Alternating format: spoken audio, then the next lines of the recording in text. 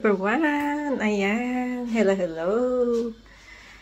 Nagluluto ako ng merienda namin mga guys. Nagluto kami ng, ayan, palitaw. Ayan, palitaw talaga, ayan siya. So, ayan, malapit na siyang lilitaw yung palitaw.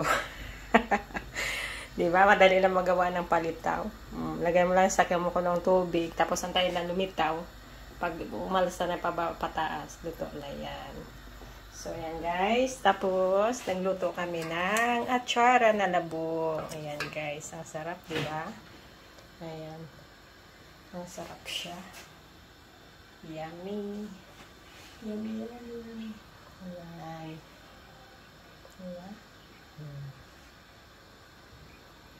So, ayan yung aming merienda. Merienda time. Ayan. So, gumawa rin kami ng asukar na nila. So, yan. Bye!